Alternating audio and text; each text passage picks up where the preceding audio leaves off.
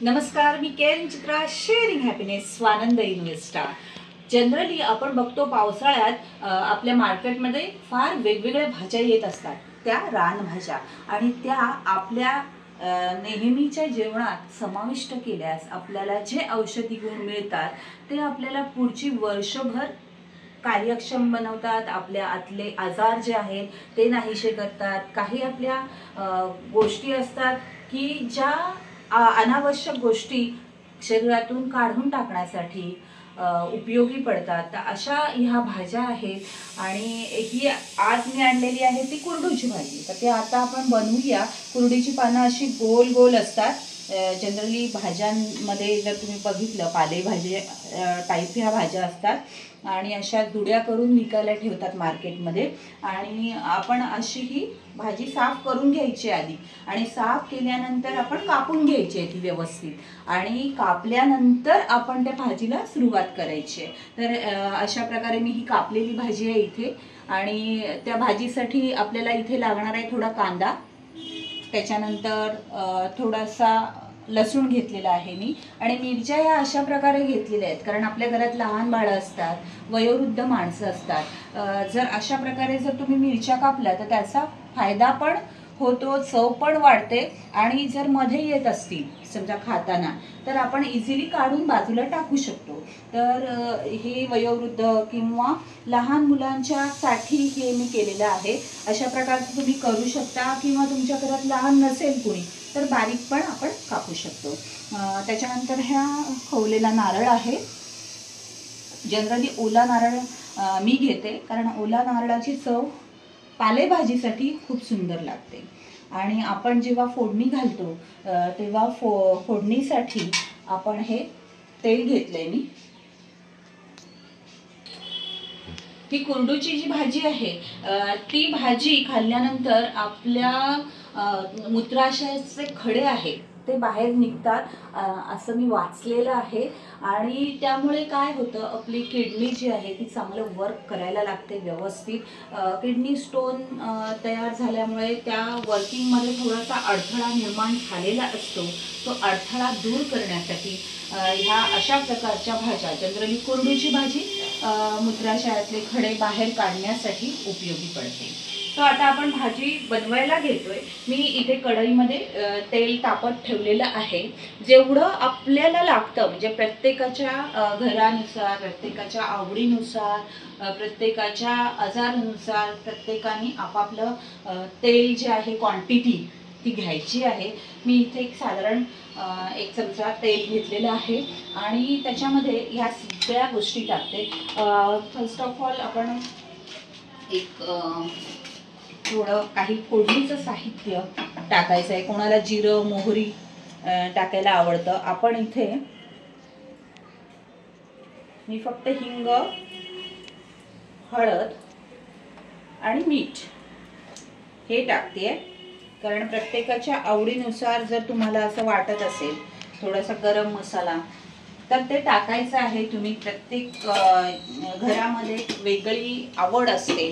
जिरं मोहरी प्रत्येकाला फोडणीला टाकताना आवडते। आता आपण हा लसूण टाकतोय,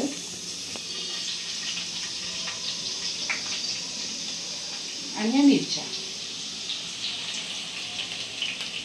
आणि ह्या मिरच्यांचा थोडा मिरच्यांना तडका आल्यानंतर आपण कांदा टाकणार आहोत आणि तो मस्त छान परतणार आहोत।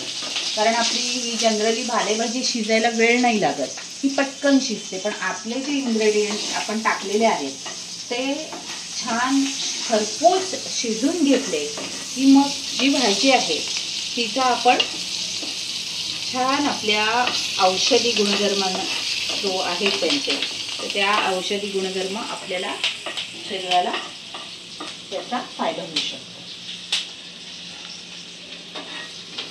छानपैकी आता मिरची पण अशी झालेली आहे। आता आपण काय करूया, हा जो कांदा ठेवलाय मी इथे कापून ऑलरेडी, तो कांदा मी इथे टाकते।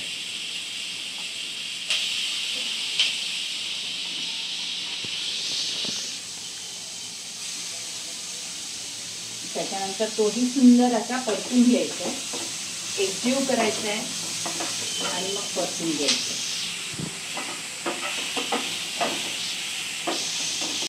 त्याच्यामध्ये कुरडूची भाजी जी आपण मगाशी कापलेली आहे ती टाकली. ती छानपैकी परतली की आपण जे खोबरं आहे, नारळाचा किस, नारळाचा खोवलेलं खोबरं आहे ओल्या नारळाचं, ते आपण टाकतोय. हे जे कोणी इथे शेंगदाणे पण टाकतं किंवा शेंगदाण्याचं कूट टाकतं. जसं आपल्याला चवीप्रमाणे हवं आहे तसं आपल्याला त्याच्यामध्ये ॲड करत जायच्या गोष्टी. त्या भाजीची चव वाढवण्यासाठी या सगळ्या गोष्टी आपल्याला करायच्या आहेत. मग ज्याची जी चव असेल, कोणाला शेंगदाणे आवडत असतील, कोणाला खोबरं आवडत आहे किंवा कोणाला दोन्ही आवडत आहे, तर आपण टाकू शकतो त्याच्यामध्ये. शेंगदाणे घेतलेले आहेत, भाजून त्याची सालं काढलेली आहेत हे बघा. आणि ते जे शेंगदाणे आहेत ते आपण थोडंसं मिक्सरला 1 सेकंद फिरवून घ्यायचं आहे. हे बघा, थोडंसं असं मिक्सरला 1 सेकंद फिरवून घेतल्यानंतर ते थोडीशी अशी बारीकसर, म्हणजे पूर्ण पावडर पण करायची नाही आहे, थोडे तुकडे पण दिसायला पाहिजे. कारण जेव्हा आपण भाजी खातो तेव्हा दाताखाली ते आलं की ते फार सुंदर वाटतं. हे पहा अशा प्रकारे. आणि मग ते आपण इथे भाजीमध्ये ॲड करणार आहोत. त्याची चव जी आहे ती अजून छान लागते. चव वाढवण्याच्या दृष्टीने आणि पौष्टिकता वाढवण्याच्या दृष्टीने, दोन्हीच्या दृष्टीने या शेंगदाण्याचा आपल्याला उपयोग होतो. आता आपण ती भाजी जेव्हा आपण करतो तेव्हा ती ज्वारीच्या भाकरीबरोबर किंवा बाजरीच्या भाकरीबरोबर किंवा अगदी साधी चपातीबरोबरही खाल्ली तरी चालेल. पण ह्या ज्या भाज्या आहेत पावसाळ्यातल्या त्या तुम्ही खात जा.